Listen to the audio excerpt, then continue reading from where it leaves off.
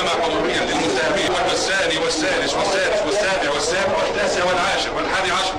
ده مش 12 وحش بشري أخدوا زوجة من بيتها ومن على سريرها علشان ينهشوا لحمها، ولما حبوا يريحوا شوية اتصلوا على صاحبهم علشان يجي يكمل. بقرية البحراوي بمحافظة كفر الشيخ، فاطمة 26 سنة متجوزة من عبده 31 سنة، بقالهم سنة ونص، ولسه مخلفة ولد بقالها شهرين. في يوم وهي في شقتها بالدور التاني بتسمع أصوات في الشارع بالليل، ولما بتطلع البلكونة تبص بتلاقي فرح ناس جيرانهم في الشارع، فبتقف تتفرج على الفرح، لكنها بتتفاجئ بمجموعة شباب واقفين بيبصوا عليها جامد ويغمزوا لها ويشاوروا لها بإيدهم بإشارات يعني فيما معناه إنهم بيعكسوها. فاطمة فهمت اللي حصل فدخلت لشقتها وقفلت البلكونة ودخلت على غرفتها تنام على السرير جنب ابنها الرضيع، وبتتصل على زوجها تشوفه اتأخر ليه. فالزوج قال لها إنه لسه ما خلصش شغل وقدامه ساعتين كمان لما يجي. في نفس التوقيت ده فاطمة بتسمع تخبيط جامد جدا على باب الشقة، فبتخاف وبتقول لزوجها ان في حد بيحاول يكسر عليها الباب. الزوج بيقول لها تقفل باب الغرفه عليها وانه هيجي لها فورا. فاطمه وقتها ما كانتش تعرف تطلع في البلكونه تستنجد بالجيران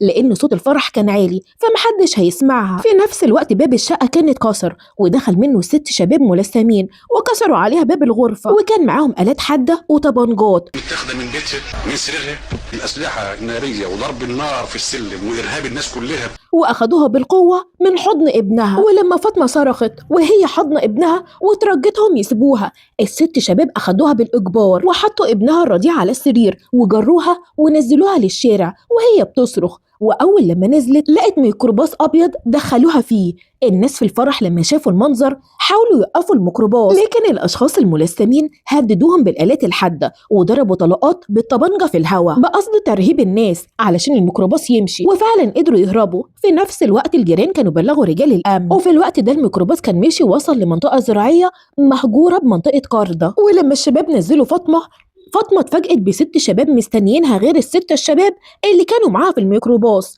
يعني كلهم 12 وحش بشري. بقى لها شهرين مع عيل رضيع، والده قيصري وبطنها مفتوحه على الغيط، تروح تلاقي بقيه الفريق موجود.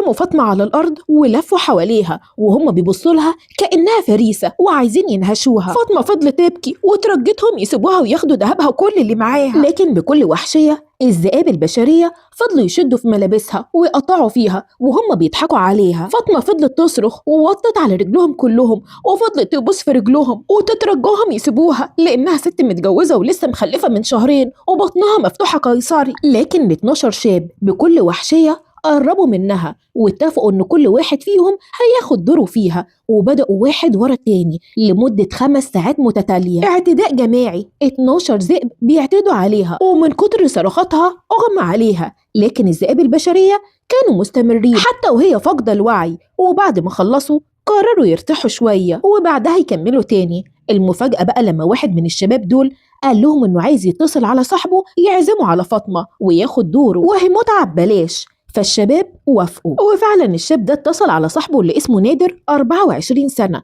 وقال له انه عازمه على مزة حلوة ويجي يمتع نفسه. نادر راح وهو ما يعرفش حاجة على أساس إن البنت الحلوة دي فتاة ليل. وبعد ما أخد منه العنوان وأول لما وصل للمكان لقى ال 12 شاب قاعدين جنب واحدة متمرمغة في الأرض ومغمى عليها وعريانة. ولما نادر قرب من البنت دي وكشف شعرها من على وشها اتفاجئ إنها فاطمة أخت صاحبه. ولما سأل صاحبه إيه الحكاية صاحبه قال له يمتع نفسه ويتبسط، المتعة هنا ببلاش. نادر مستوعبش اللي حصل وقرر إنه لازم يهرب فاطمة من المذبحة الإنسانية اللي هي فيها، فأقنع الشباب إن هو هيروح وياخد دوره. وقتها فاطمة كان مغمى عليها وبتبعد أمتار بسيطة عن مجموعة الشباب.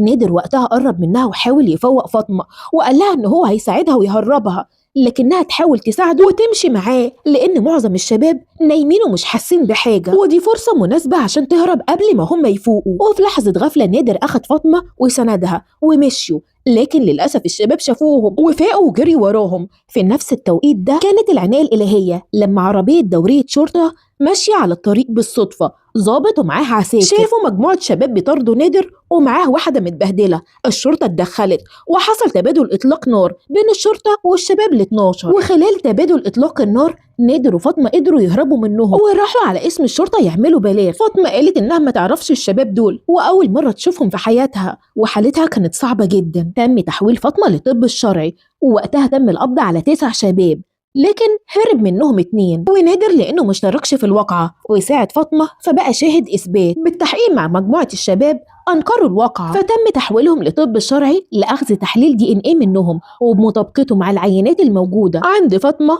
تم التطابق. وبتوجيه التهمة للشباب، واحد منهم قال إن هو عمل كده علشان ينتقم من زوج فاطمة بسبب مشكلة بينهم حصلت من حوالي شهر تقريبا، وإن زوج فاطمة علم عليه، يعني أقل منه قدام الناس، فكان لازم الشاب ده ينتقم منه في حاجة تكسر الزوج طول حياته. علشان كده لما كانوا في الفرح وشافوا فاطمة قرروا ياخدوها، واتفق مع صحابه اللي وافقوا ياخدوها ويتمتعوا بيها، وفي نفس الوقت يكسروا نفس جوزها بيها، ويبقى الشاب صاحب الفكرة انتقم لنفسه. أما اللي ساعدهم بقى في الموضوع ده كله ان القرية اللي هم فيها ناسها طيبين جدا وما بيشيلوش آلات حادة ولا طبنجات، فكان صعب حد يقف في طريقهم وهم معاهم طبنجات وبيهددوهم وبيضربوا عليهم طلقات. سنة الواقعة عام 2006، وبعد ثبوت التهمة على ال 12 شاب، وفي عام 2009 تم الحكم على 11 ذئب بشري بالإعدام. أما الأخير تم الحكم عليه ب15 سنة سجن لأنه كان حدث وقت الواقعة. عنده 17 سنة و9 شهور. لا الطفل قال. وفي عام 2015 وبعد الطعن على الحكم اتحكم على 4 متهمين بالإعدام والباقي بالسجن المؤبد. وفي عام 2016 تم تنفيذ حكم الإعدام في ال4 متهمين. القضية دي كانت من أكبر قضايا الرأي العام، ووقتها اتقال إن الخلاف بين الشاب وزوج فاطمة كان على ممنوعات، لكن مفيش أي دليل على صحة الكلام ده. ومهما كان الخلاف ما يوصلش إننا ناخد حقنا من إنسانة ضعيفة ونتجرد من كل معاني الإنسانية. للأسف قلة الدين والضمير بيحولوا الإنسان لوحش بشري.